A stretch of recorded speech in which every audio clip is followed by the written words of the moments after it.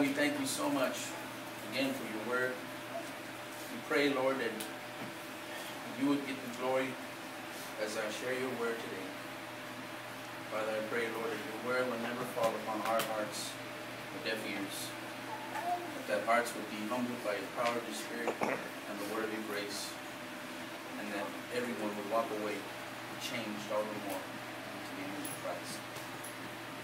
And that they would be compelled by the power of your Spirit to share the gospel with those they encounter. In Jesus' name, amen. There's 4 points here.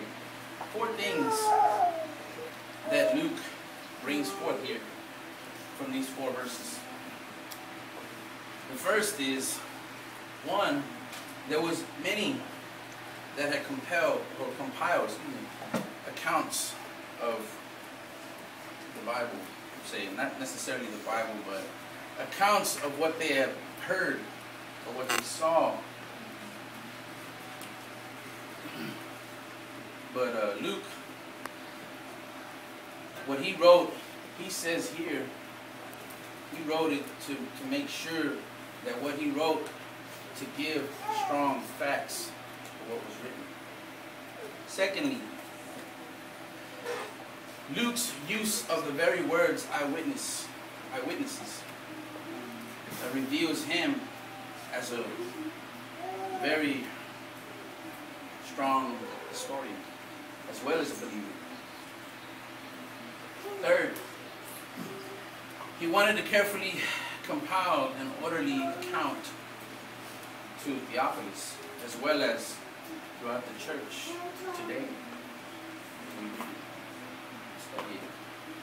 And fourthly, and finally, he wrote it. He wrote it to know that Theophilus, that is, would know the certainty of Christ and all of Christian doctrine.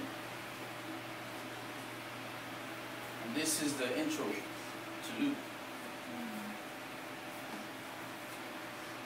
Before I go to the scripture, I want to ask a question. Who was Luke? Give a little feedback on him. Well, Luke was a Gentile. He was a physician. In Colossians 4:13, we see where Paul specifically calls Luke the beloved physician. Luke was a medical missionary, and he probably kept his general practice of medicine in Rome, as well as possibly practiced medicine in Malta, according to Acts chapter 28, verse 9. Luke possibly met Paul at Antioch before his first missionary journey, or it may have been in Troas on his second journey. But we find that Luke is Paul's companion. From Philippi on his return to the 3rd journey to Jerusalem, up until the 2 years he spent in Rome at the close of the book of Acts. And obviously, Luke was apparently not with Paul when he wrote in Philippians chapter 2, verse 20. Yeah, we know that Luke was with Paul in Rome when he wrote Colossians and Philemon.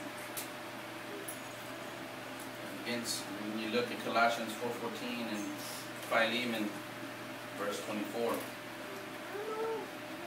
He was with Paul during his second Roman imprisonment. When you look at 2 Timothy 4:11.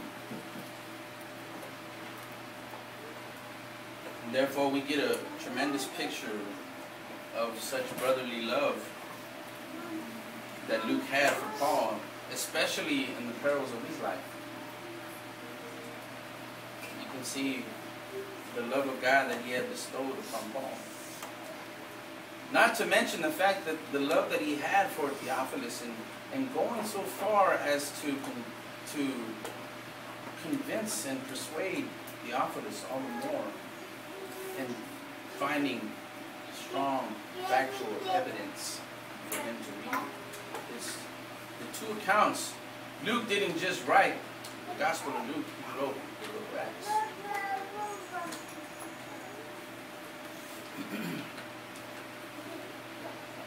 Lastly, we know that Luke wrote this Gospel account. Excuse me.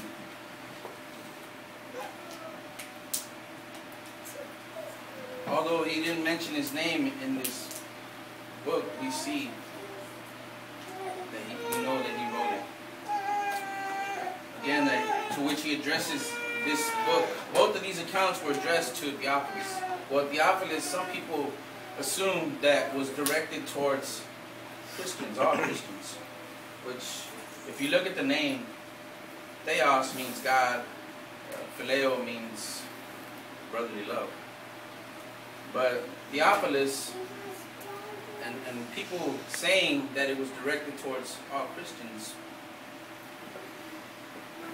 there's something is wrong with that, because when you look in the scripture here, Luke writes it to most excellent Theophilus, which indicates that he was a government official. Well, his name literally means friend of God, or lover of God, or loved by God, or friend of God. It's also believed that Luke, Matthew, and Mark wrote their Gospels around 60 AD. Luke's articulate language and art with words reveal him to be a highly educated man. He was a very skilled man in the Greek words that he uses. The words that he used were very skillful. It was very masterful. He made his writings very beautiful. Although this doesn't really have much relevance, but tradition has said that he died at age 84, never got married, never having children. You know, when it's not the same as today, where we have books of Bible like this.